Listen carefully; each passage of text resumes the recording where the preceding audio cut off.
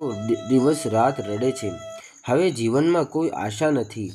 અંબા તેની દુઃખની વાતો સાંભળી રડી પડી. અંબા કીધું કે માં, હવે તમે એકલા નથી, અમે અહીં જ છીએ.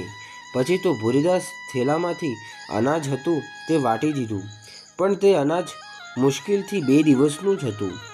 અંબાની આંખોમાં આંસુઓ ભરાઈ ગયા અને બોલી, દાદા, આ થોડા અનાજથી શું થશે?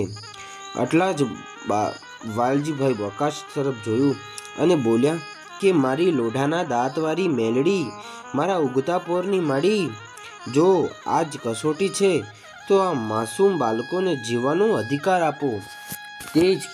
તે ક્ષણે આકાશમાં વાદળો ભેગા થયા. હળવો વરસાદ થવા લાગ્યો અને એવું લાગતું હતું કે સૂકી જમીનમાં નવું જીવન ફૂટી ગયું. અને બાળકો દોડી ગયા અને કાદવામાં નાચવા લાગ્યા. સ્ત્રીઓ રડવા લાગી, આકાશ તરફ હાથ ઊંચા કરી કહેવા લાગી કે માતા મેલડી સત્ય છે, માતા મેલડી સત્ય છે. અંબાને પોતાના હૃદયમાં એક વિચિત્ર શાંતિનો અહેસાસ થયો. વાલજીભાઈ ધીમા અવાજથી કહ્યું, આ પહેલી કસોટી હતી ભૂખ અને શ્રદ્ધાની, પણ ગામનો ખરો જુલ્મી આબ્બો હજી બાકી છે. અને કર્મસિંહ નામનો એક કર્મચારી અહીં રાજ કરતો હતો. રાજાનો પડછાયો તેના માથે પર હતો. અને સવારે કર્મસિંહ ગામના ચોકમાં આવ્યો અને સહસ્ત્ર સૈનિકો તેની સાથે હતા. અને તેણે એક ગરીબ ખેડૂતને પકડી લીધો અને ઝાડ સાથે બાંધી દીધો. કર્મસિંહે બૂમ પાડી કે કર ક્યાં છે?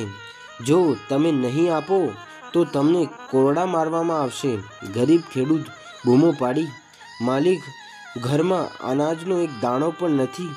કર્મસિંહે તેનો કોરડા માર્યા અને લોહી ભેગો કરી નાખ્યો. અને ભૂરીદાસનું ખૂન ઉકળી ઉઠ્યું. બસ હવે થયું, બસ હવે થઈ ગયું.